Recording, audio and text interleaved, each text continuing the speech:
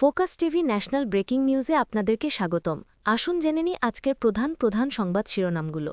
৪৯তম বিশেষ বিসিএসের চূড়ান্ত ফলাফল প্রকাশ করেছে সরকারি কর্মকমিশন পিএসসি। এতে শিক্ষা ক্যাডার পদে ৬৬৮ জনকে নিয়োগের জন্য চূড়ান্তভাবে সুপারিশ করা হয়েছে। ত্রয়োদশ জাতীয় সংসদ নির্বাচন সামনে রেখে নির্বাচন কমিশন সচিবালয় ও মাঠ পর্যায়ের ১২ কর্মকর্তাকে বদলি করেছে নির্বাচন কমিশন ইসি। ৪৪তম বিসিএস পরীক্ষার পরিবর্ধিত সম্পূরক ফল প্রকাশ করেছে বাংলাদেশ সরকারি কর্মকমিশন পিএসসি। এতে নতুন সিদ্ধান্ত অনুযায়ী বিভিন্ন ক্যাডারে মোট ১৬৭৬ জন প্রার্থীকে সাময়িকভাবে মনোনয়ন দেওয়া হয়েছে। সৌদি আরব ও বাংলাদেশের মধ্যে ২০২৬ সালের হজ চুক্তি স্বাক্ষরিত হয়েছে। মঙ্গলবার ১১ নভেম্বর বিকেলে সৌদি আরবের জেদ্দায় এ চুক্তি সম্পন্ন হয় বলে ধর্ম বিষয়ক মন্ত্রণালয়ের সংবাদ বিজ্ঞপ্তিতে জানানো হয়েছে। ভারতের আদানি গ্রুপের বিদ্যুৎ কেনার বকেয়া টাকা অন্তর্বর্তী সরকার নিয়মিত শোধ করছে। এরই ধারাবাহিকতায় বিদ্যুৎ উন্নয়ন বোর্ড চলতি মাসে আদানিকে মোট ১০ কোটি মার্কিন ডলার পরিশোধ করতে পারে। এর মধ্যে মঙ্গলবার ৩ কোটি ডলার পরিশোধ করা হয়েছে। চীন থেকে অস্ত্র কিনলে যুক্তরাষ্ট্রের নিষেধাজ্ঞায় পড়তে হবে এমন কোনো আশঙ্কা অন্তর্বর্তীকালীন সরকার দেখছে না বলে জানিয়েছেন পররাষ্ট্র উপদেষ্টা মোহাম্মদ তৌফিদ হোসেন। সুপ্রিম কোর্টের হাইকোর্ট বিভাগে স্থায়ী নিয়োগ পাওয়া ২১ বিচারপতি শপথ নিয়েছেন। অসুস্থতার কারণে একজন বিচারপতি পরে শপথ নেবেন। একবিংশ শতাব্দীর জটিল ও পরিবর্তনশীল চ্যালেঞ্জ মোকাবেলায় সর্বদা প্রস্তুত থাকার আহ্বান জানিয়েছেন সেনাবাহিনী প্রধান general Waker Uzzaman.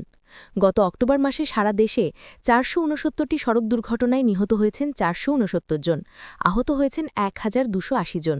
Pay scale বাস্তবায়নে আরও কিছুটা সময় লাগবে বলে জানিয়েছেন অন্তর্বর্তী সরকারের অর্থ উপদেষ্টা ড সালেহুদ্দিন আহমেদ। আন্তর্জাতিক অপরাধ ট্রাইব্যুনালের বিচার কাজ স্বচ্ছ ও স্বাভাবিক প্রক্রিয়া চলছে বলে মন্তব্য করেছেন প্রসিকিউটর মিজানুল ইসলাম। অন্তর্বর্তী সরকারের প্রধান উপদেষ্টা ড মোহাম্মদ ইউনুস বলেছেন, এখন আমরা নির্বাচনের প্রস্তুতি নিচ্ছি, যা জাতির জন্য একটি ঐতিহাসিক মুহূর্ত হয়ে উঠবে। বিমান বাংলাদেশ এয়ারলাইন্সের ৭৪১ কোটি টাকার ক্ষতির মামলায় সাবেক বিচারপতি এএফএম মেজবাউদ্দিন সহ ৩ জনের জামিন মঞ্জুর করেছেন আদালত। বুধবার ১২ নভেম্বর ঢাকা মহানগর জ্যেষ্ঠ বিশেষ জজ মোহাম্মদ সাব্বির ফয়েজের আদালতে তারা আত্মসমর্পণ করে জামিন আবেদন করে। বৃহস্পতিবার ১৩ নভেম্বর জাতির উদ্দেশ্যে ভাষণ দেবেন প্রধান উপদেষ্টা অধ্যাপক মোহাম্মদ ইউনুস। তথ্য ও সম্প্রচার উপদেষ্টা মোহাম্মদ মাহফুজ আলম বলেছেন, স্বল্পদৈর্ঘ্য ও পূর্ণদৈর্ঘ্য চলচ্চিত্র নির্মাণে সরকারি অনুদান প্রদান নীতিমালায় প্রয়োজনীয় সংশোধন আনা হবে। এর ফলে সরকারি অনুদানে নির্মিতব্য চলচ্চিত্রের মানোন্নয়ন হবে। দিল্লিতে অবস্থানরত সাবেক প্রধানমন্ত্রী শেখ হাসিনাকে মূলধারার ভারতীয় গণমাধ্যমে বক্তব্য দেওয়ার সুযোগ করে দেওয়ায় উদ্বেগ জানিয়েছে বাংলাদেশ। ঢাকা মনে করছে, এই পদক্ষেপ বাংলাদেশ ভারত দ্বিপাক্ষিক সম্পর্কের জন্য সহায়ক নয়। আসন্ন ত্রয়োদশ জাতীয় সংসদ নির্বাচনকে সামনে রেখে আগামী ১৮ নভেম্বর প্রবাসী ভোটার নিবন্ধন অ্যাপ উদ্বোধন করতে যাচ্ছে নির্বাচন কমিশন।